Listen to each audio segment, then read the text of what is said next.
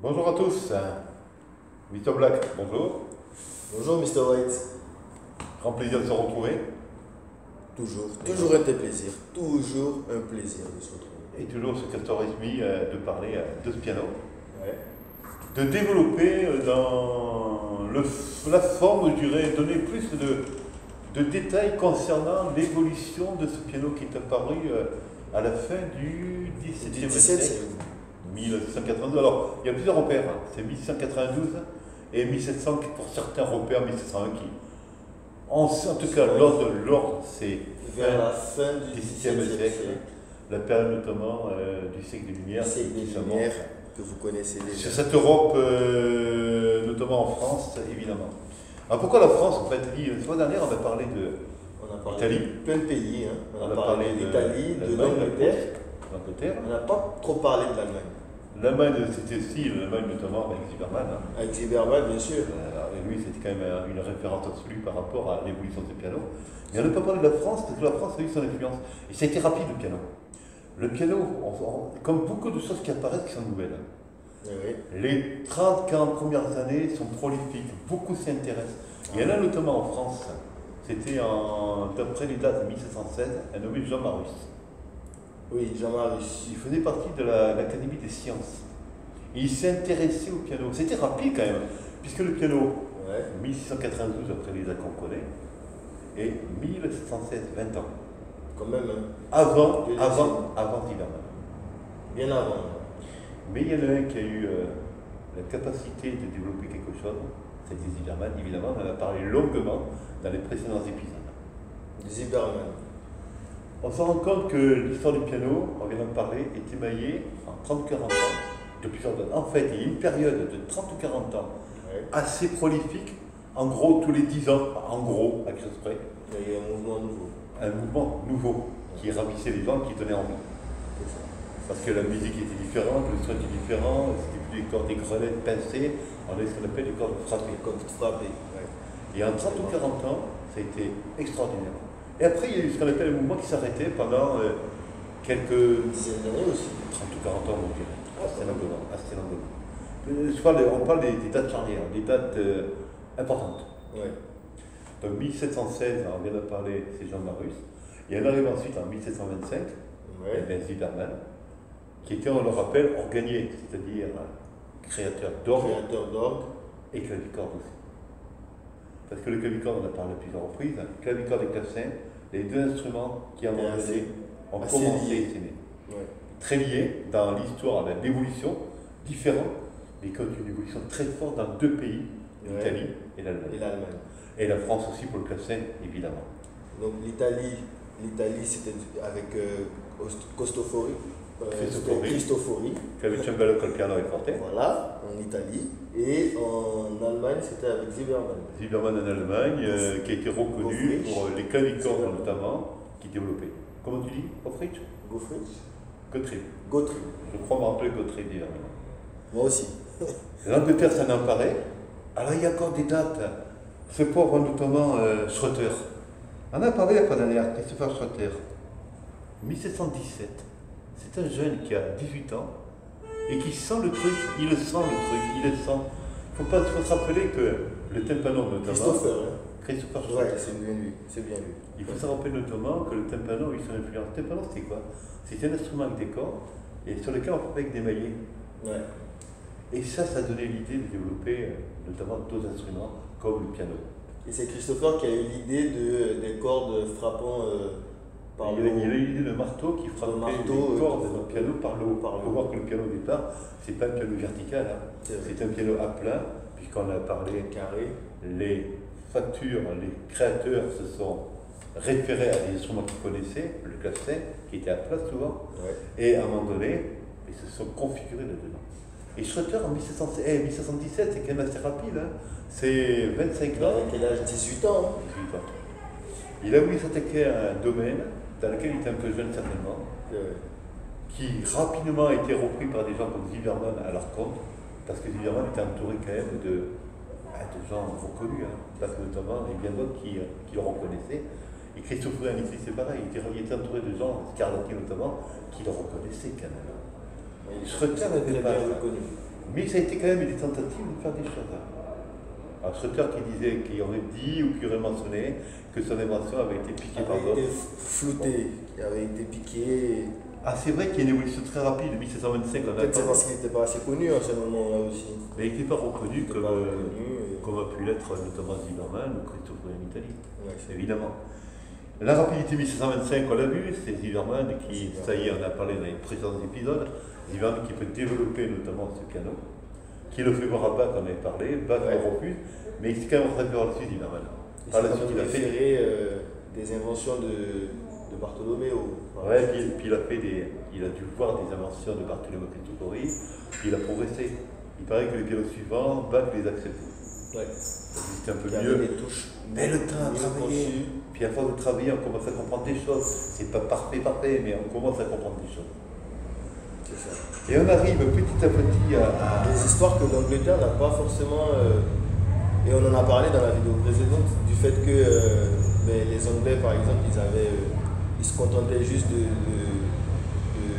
des réalisations qui avaient été faites par ses prédécesseurs du piano. Ça veut dire qu'ils se sont contentés de vendre, de l'aspect commercial de la chose. C'est un peu ça, mais rien contre les Anglais. Hein. Mais d'après l'histoire qu'on connaît du piano, c'est souvent des pianos qui ont fait leur preuve, qui plaisent à des gens, et on se dit pourquoi s'embêter. Alors qu'en fait, ce qui se passe, c'est que les progrès ont été faits au fil des décennies, parce que les factures de piano ou les créateurs de piano, on les remettait en cause. Il faut voir qu'il y a quand même un binôme qui est important, c'est celui qui crée l'instrument, c'est celui qui en joue, l'interprète ou le compositeur. Plein d'acteurs. Et puis à un moment donné, un interprète qui veut voir quelqu'un qui fait le piano, comme Bach par exemple, Zimmermann qui a dit ton piano c'est pas terrible, il a refait un autre piano, là il est accepté. Et l'histoire du piano est émaillée de tous ces gens qui à un moment donné ont été remis en cause. C'est-à-dire, écoute, tu peux pas faire mieux un peu dans ton piano en pensant. Des critiques positives. Positives, exactement. Et là, ils ont commencé à faire des choses bien mieux. Ah, il m'a dit ça. Et puis c'est pas que ça. C'est qu'il y a une troisième partie qui est importante, c'est que l'esprit, au fil des années, comprend des choses. Comme l'humain. Enfin, c'est l'humain. C'est l'esprit humain. Tu peux pas dire à une personne du jour au lendemain, tu vas faire ça. Non. Il a besoin d'étapes, ce monsieur. De comprendre. De comprendre les éléments. Et c'est parce qu'on a une idée qui a bien réussi, qui entraîne une autre idée. Parce qu'en manipulant avec ses mains, on prend ses mains, on va dans la glaise, on va dans la matière. Et on commence à comprendre des choses. Un accordeur réparateur aujourd'hui, c'est la même chose. On n'est pas les mêmes aujourd'hui, 30-40 ans plus tard, qu'on était à 20 ans.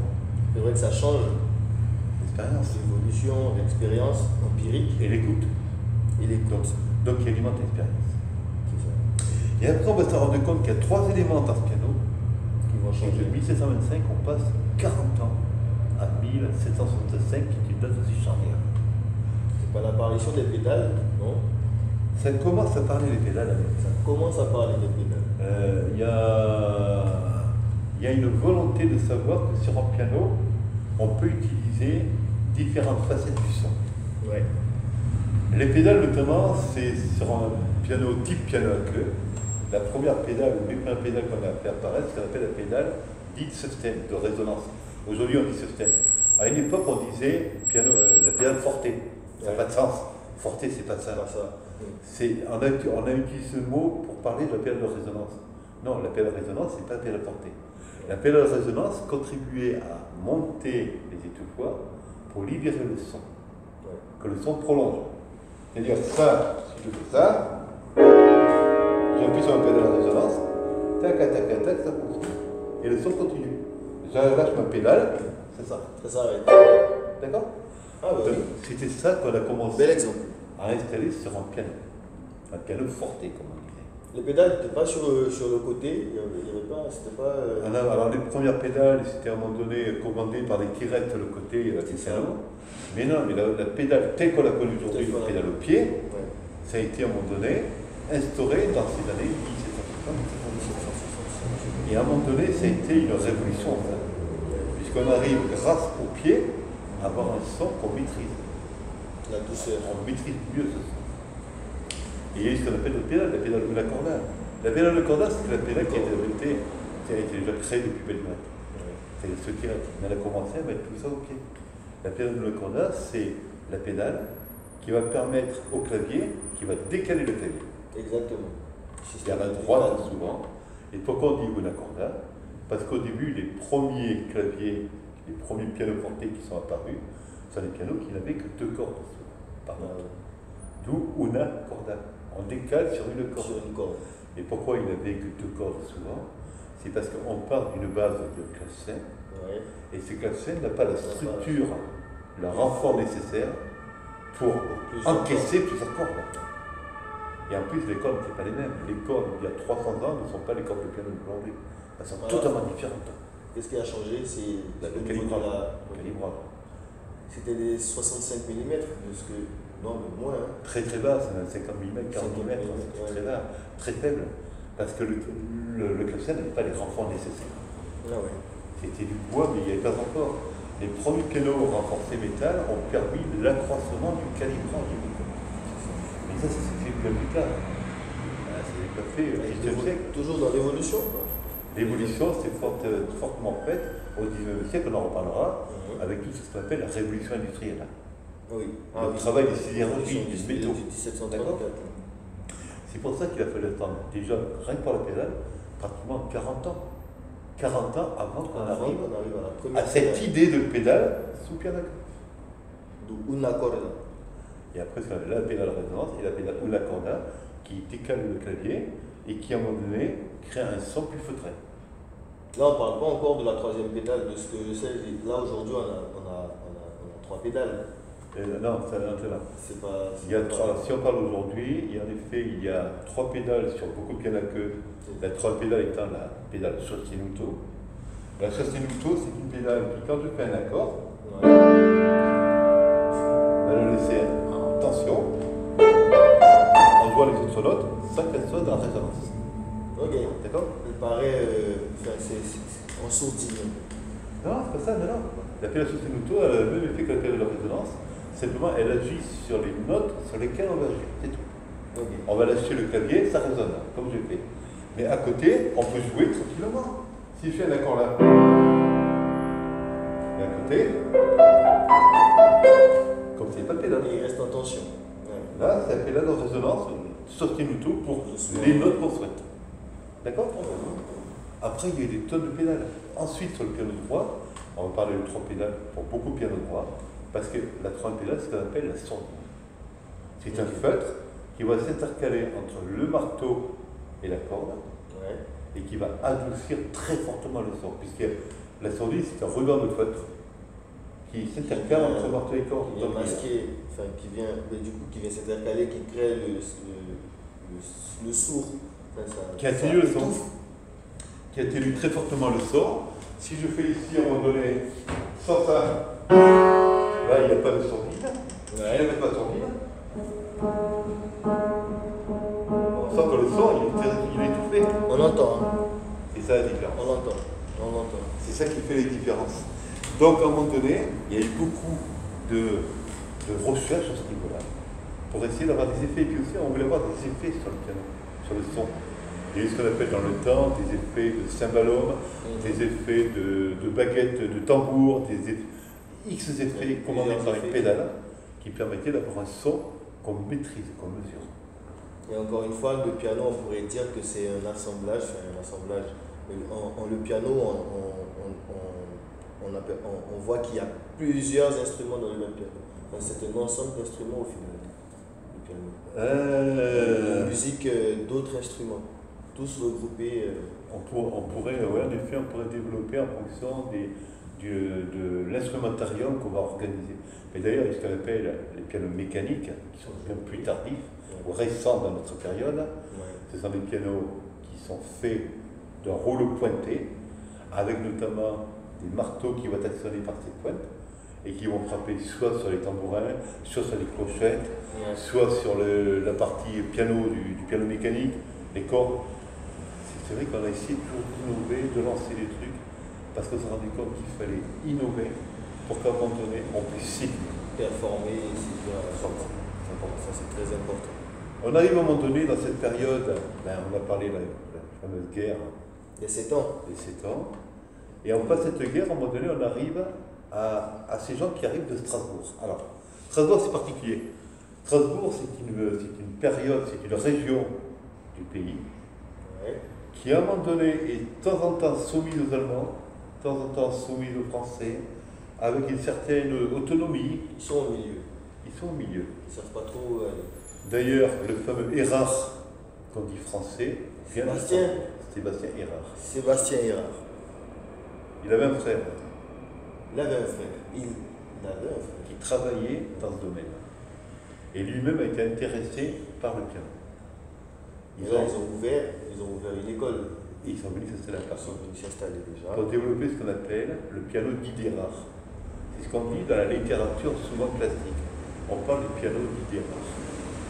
C'est le premier piano qui commence à avoir du sens de 5 octaves, utilisé notamment par Mozart, un des pianos qui a été utilisé par Mozart, qui commence à avoir du sens. Mais c'est à 5 octaves, c'est pas un gros piano. Et là, on commence déjà à entendre des compositeurs hyper connus, Mozart par exemple. Mozart notamment a joué ce piano et a mis en relief Érard, parce que les factures de piano ont été mises en relief par les compositeurs reconnus qui l'accompagnaient, qui accompagnaient le mouvement.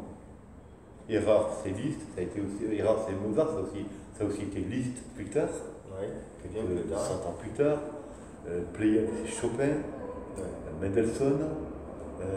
Chaque facteur de piano a eu son compositeur, ses compositeurs. Et ça a permis de bien faire avancer l'histoire du piano, parce qu'on en a parlé tout à l'heure. Ces gens-là, compositeurs, interprètes, mettent au défi, parce qu'il y a des choses qu'ils aimeraient qu'ils n'ont pas, mettent au défi ceux qui créent les pianos, les facteurs de piano. Et ces facteurs de piano mis au défi avancent dans l'idée de faire quelque chose de. Il avait quel âge, Sébastien? 16 ans, si je me souviens bien. Très jeune, c'est très jeune. En effet. Mais en prenant un peu de recul sur celui-là, j'ai bien envie de savoir un peu plus sur lui. Il a ajouté, on va dire, quelque chose à cette évolution-là, quelque chose du coup de très important, vu qu'il a plus tard fondé une école avec son frère, en s'installant à Paris. Tu fais allusion au double échappement. C'est exactement ça. Alors le double échappement, c'est un terme mal approprié. Simplement, c'est une mécanique qui va répondre plus rapidement aux sollicitations du pianiste. Ouais, le problème, je pense que ça c'est un problème qu'ils avaient depuis bien longtemps, le retour de ces... le retour qui était mauvais. C'est cordes. Le retour s'est quand même amélioré, parce que là on se retrouve en 1760, 1770.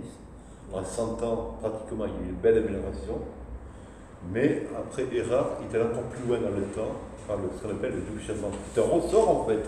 C'est un ressort qui est dans la mécanique du piano queue, qui va permettre à ce piano, à l'articulation du marteau, quand elle est au repos, de vite repartir.